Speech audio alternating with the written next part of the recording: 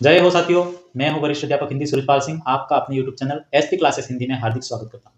दोस्तों, जैसे कि आपको विदित है कि हम पिछले कुछ समय से हिंदी व्याकरण की कक्षाएं लेकर आ रहे हैं।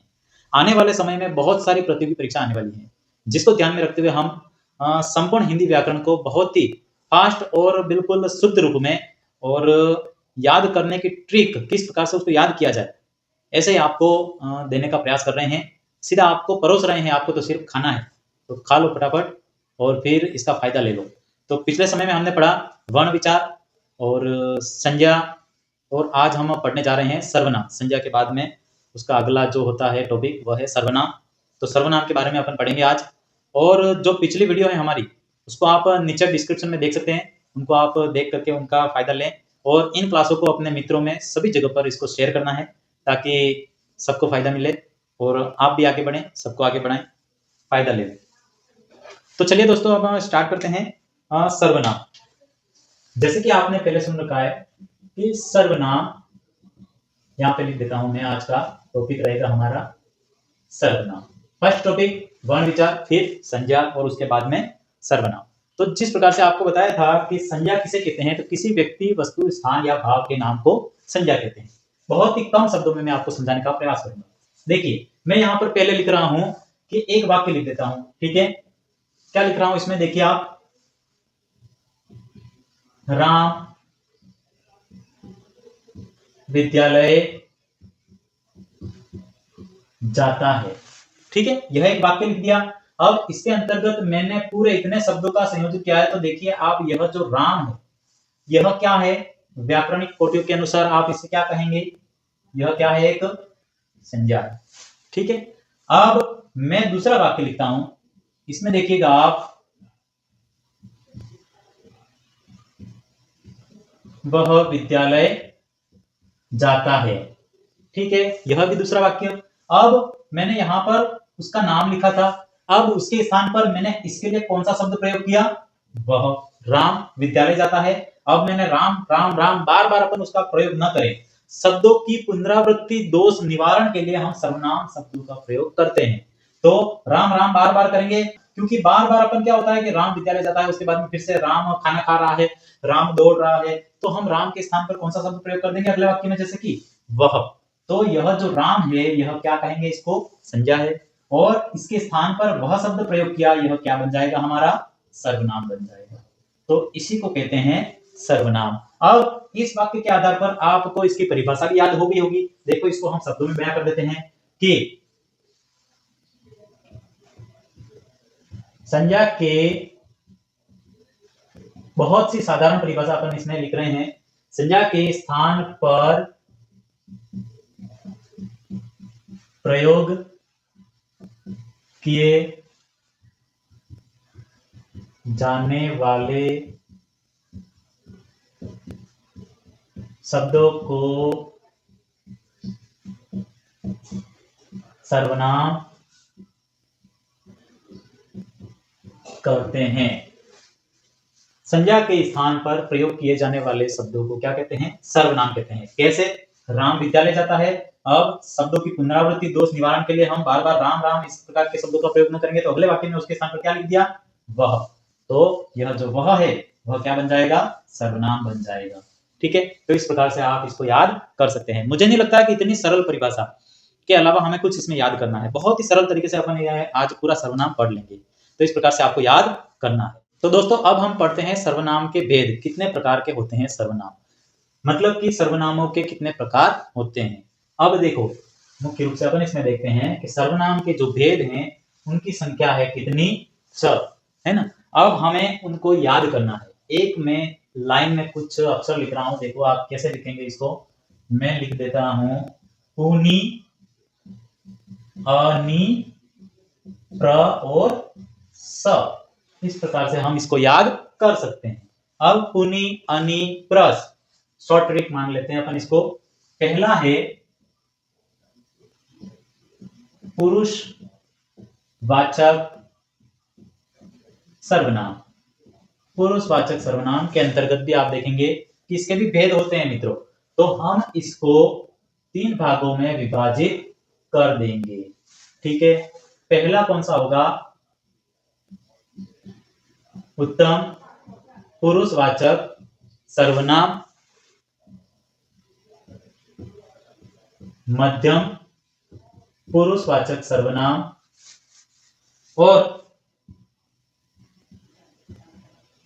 अन्य पुरुषवाचक सर्वनाम। तो इस प्रकार से आप इसके 3 भेद कर सकते हैं। पुरुषवाचक सर्वनाम के कितने भेद होते हैं? 3 भेद होते हैं, उत्तम पुरुष, मध्यम पुरुष और अन्य पुरुष। अब मैं आपको बहुत ही शॉर्ट तरीके से आपको बताऊं कैसे। देखो, अब मैं बता दूं कि पुरुषवाचक सर्वनाम की परिभाषा अगर आपको लिखनी है तो हम इसमें कह सकते हैं कि जिन सर्वनामों का प्रयोग बोलने वाला या फिर अपन कहें कि सुनने वाले या फिर जिसके विषय में कुछ कहा जा रहा है उनके लिए किया जाता है, तो उन सब शब्दों को पुरुषवाचक सर्वनाम कहते हैं।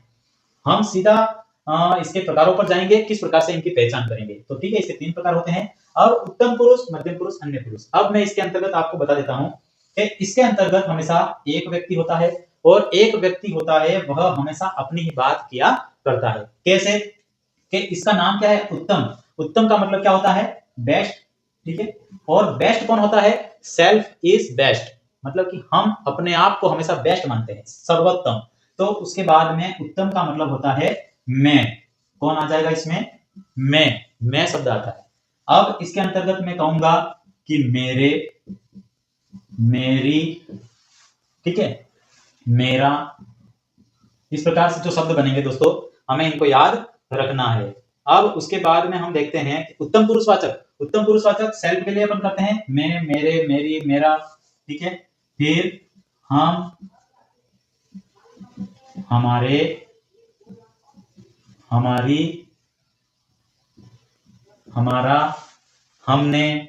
इस प्रकार से आप इन शब्दों का प्रयोग कर सकते हैं। कैसे पहचानेंगे कि यहां पर क्या है? एक व्यक्ति है। ठीक है, यहां पर कितने व्यक्ति हैं? कुल एक व्यक्ति है और वह हमेशा अपनी ही बात करता है। उसके लिए कौन कौन से शब्दों का प्रयोग करेगा?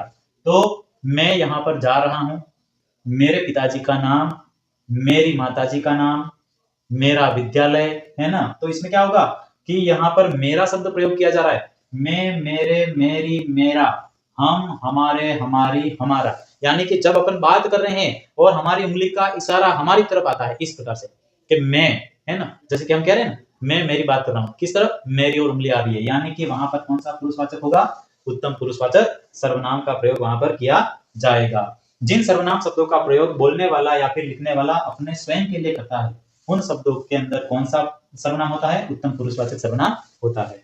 अब आगे बात करते हैं दोस्तों मध्यम पुरुषवाचक सर्वनाम। अब जैसे देखो, इसमें हम कुछ भी वाक्य भी बना देते हैं कि जैसे कि मैं विद्यालय जाता हूं, या फिर हम प्रतियोगिता में भाग लेंगे, है ना। मैं विद्यालय जाता हूं, हम प्रतियोगिता में भाग लेंगे, हमारा गांव बहुत सुंदर है, मेरी पुस्तक लौटा दो। इस प्रकार के जो भी वाक्य आ जाएंगे तो इनके अंतर्गत हम इसको संयोजित कर सकेंगे। तो ये शब्द जो आते हैं वे कौन से होंगे? उत्तम पुरुषवाचक सर्वनाम के होते हैं। उसके बाद में आती है बात मध्यम पुरुषवाचक। यहाँ पर कितने लोग थे? एक व्यक्ति था, एक व्यक्ति। अब इसमें व्यक्ति की संख्या कितनी हो जाएगी? 2 हो जाएगी। एक सुनने वाला होगा और एक बोलने वाला होगा। 1 + 1, तो फिर कितने हो जाएंगे? 2। यानी कि एक बोल रहा है, दूसरा सुन रहा है। तो बोलने वाला जो है, सुनने वाले व्यक्तियों के लिए जिन सर्वनाम शब्दों का प्रयोग करते हैं उन्हें मध्यम पुरुषवाचक सर्वनाम कहते हैं। अब मध्यम पुरुषवाचक सर्वनाम के अंतर्गत हम कौन कौन से शब्दों का प्रयोग करेंगे? जब दो जने आपस में बातें करते हैं तो कौन कौन से हो सकते हैं? एक तो होता है तू, है ना, तुम, तुम्हारा, तुम्हारी, तुम्हारे, तुम्हारा, तुम्हारी, तुम्हारे। उसके बाद में तुझे, तुझको, तुम्हें, है ना। फिर आएगा आप, आपका, आपने, आपसे, आप में, है ना, आपको। तो जब भी अपन दो जने मिलकर के बातें करते हैं तो वहां पर इन शब्दों का प्रयोग किया जाता है। और ये सारे के सारे किसके उदाहरण हो सकते हैं? अपने मध्यम पुरुषवाचक के हो सकते हैं। तो आपको याद कर देना है, जब हम दो जने आमने सामने कुछ बातचीत करते हैं तो जब बात आती है कि तू कहाँ गया था, तुम्हारा क्या नाम है, जब उंगली अपनी ओर आ रही है तो उत्तम, सेल्फ इज बेस्ट।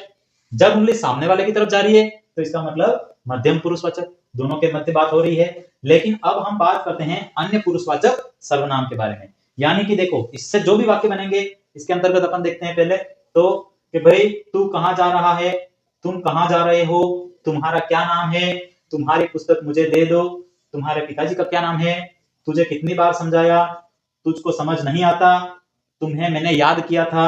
इस प्रकार से हम इन शब्दों के माध्यम से कई सारे वाक्य बना सकते हैं। उसके बाद आता है दोस्तों अन्य पुरुषवाचक सर्वनाम। अन्य पुरुषवाचक सर्वनाम के अंतर्गत क्या होता है दोस्तों कि जिन सर्वनामों का प्रयोग बोलने वाले या फिर सुनने वाले को छोड़ करके किसी अन्य तीसरे व्यक्ति के संबंध में ऐसे शब्दों का प्रयोग किया जाता है। जैसे कैसे होगा कि इसमें केवल एक व्यक्ति था खुद, इसमें दो व्यक्ति थे आमने सामने, उंगली किधर जा रही थी, इधर। अब उंगली ना इधर आएगी ना इधर आएगी, अब उंगली जाएगी सीधी इधर, यानी कि किसी तीसरे के बारे में। तो यहाँ पर क्या होता है कि दो व्यक्ति बातें करते हैं किसी अन्य व्यक्ति के बारे में, तो तीन हो जाते हैं, यानी कि वह एक व्यक्ति भी हो सकता है, पूरा समुदाय ग्रुप भी हो सकता है। तो जब छात्र और अध्यापकों के बीच में कुछ बातचीत होती है तो छात्र एक तरफ और दूसरी तरफ अध्यापक, तो वह कौन सा हो जाएगा, मध्यम पुरुषवाचक। लेकिन जब छात्र और अध्यापक किसी तीसरे व्यक्ति के बारे में बातें कर रहे हैं तो वहां पर क्या हो जाएगा, अन्य पुरुषवाचक सर्वनाम हो जाता है। तो वहां पर कौन कौन से शब्दों का प्रयोग करेंगे हम देखते हैं कि वह, वे, वो, वह, वे, वो, है ना। उसके बाद में यह, ये, इन्हें। फिर उसके बाद में हम देखते हैं कि इन्हें, उन्हें, उसे, उसने, उसको, और उनमें, उन्होंने, है ना। तो जब हम बात कर रहे हैं, देखो अब इसमें उदाहरण से समझेंगे अपन कि वह जा रहा है, वह जा रहा है यानी कि दो जने बात कर रहे हैं किसी तीसरे के बारे में कि वह जा रहा है, ठीक है, हम इशारा कर रहे हैं इधर, तो यानी कि समझ गए आप कि जब उंगली मेरी तरफ नहीं आ रही है, सुनने वाले की तरफ नहीं जा रही है और तीसरे की तरफ जा रही है, तो तब तीसरा जब आएगा, दोनों के अलावा तीसरा आएगा तो अन्य पुरुषवाचक होगा। बहुत ही सरल है दोस्तों। और ये जो व्यक्ति हैं सब व्यक्ति हैं, क्योंकि व्यक्ति है मतलब कि पुरुषवाचक सर्वनाम है, पुरुषवाचक है यानी कि इन तीनों में से होगा। या तो हो सकता है दोस्तों कि परीक्षा में पूछ लिया जाए कि सीधा पुरुषवाचक सर्वनाम है या फिर कौन सा अन्य प्रकारों में होता है, तो फिर ये तो अच्छा है। और भी, और अगर मान लो डीपली कोई प्रश्न बना दिया कि उत्तम पुरुष है, मध्यम पुरुष है, अन्य पुरुष है, तो हमें याद होना चाहिए। तो इस प्रकार से इसको अपने दिमाग में बिठा दो, आपको याद हो जाएगा। और इनसे जो भी वाक्य बनेंगे वे भी आप बना सकते हो, उसके नीचे लिख सकते हो। अब हम बात करेंगे दूसरे प्रकार के बारे में।